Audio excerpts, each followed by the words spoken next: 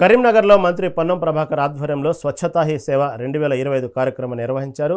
ఏక్ దిన్ ఏక్ గంట ఏక్ సాత్ నినాదంతో లోయర్ మానేరు డ్యాం పరిసరాలను శుభ్రం చేశారు. చీపురు పట్టి విద్యార్థులతో కలిసి ప్లాస్టిక్ వ్యర్థాలను తొలగించారు. ఇది నిరంతర ప్రక్రియ అని, ప్రజల సహకారంతోనే ప్రభుత్వ కార్యక్రమాలు విజయవంతమవుతాయని పేర్కొన్నారు. ప్రతి ఒక్కరూ తమ పరిసరాలను శుభ్రంగా ఉంచుకోవాలని, కాలుష్యాన్ని తగ్గించి భవిష్యత్తు తరాలకు ఆరోగ్య సమాజాన్ని అందించాలని పిలుపునిచ్చారు.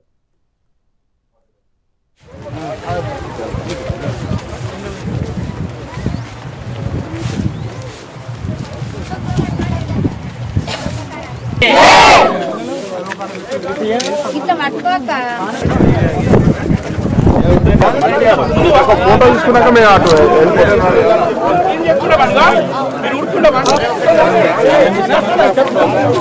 బ్యానర్ కొంచెం బ్యాన్ రాదు, బ్యానర్ ముందుకెళ్ళండి.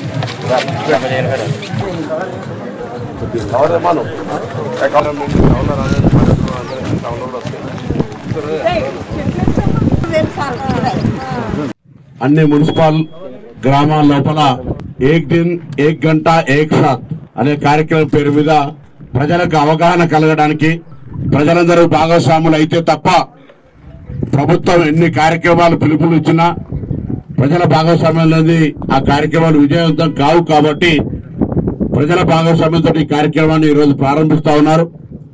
గౌరవ మున్సిపల్ కమిషనర్ గారు, జిల్లా కలెక్టర్ గారు, అడిషనల్ కలెక్టర్ గారు, సుడా చైర్మన్ గారు, అదేవిధంగా రాజేంద్రరావు గారు, వేదిక మీద ఉన్న పెద్దలు, ఇక్కడ ఉన్నటువంటి వివిధ సంఘాలుగా వివిధ వ్యవహారాల్లో కొంతమంది ఉద్యోగం కొరకు, కొంతమంది ఉద్యోగం చేసేవాళ్ళు, పాత్రికేయులు, పోలీసు, పారిశుద్ధ సిబ్బంది అందరూ కూడా కలిసి అలా సమిష్టిగా సమూహంగా కలుసుకొని ఈ డ్యాం రేపొద్దున బతుకమ్మ ఉత్సవాలు అయితే అంత పరిశుభ్రంగా ఉంచాలనే ఆలోచనతో కమిషనర్ గారి ఎంపిక మేరకు ఇక్కడ ఈ రోజు కార్యక్రమం చేస్తా ఉన్నాం.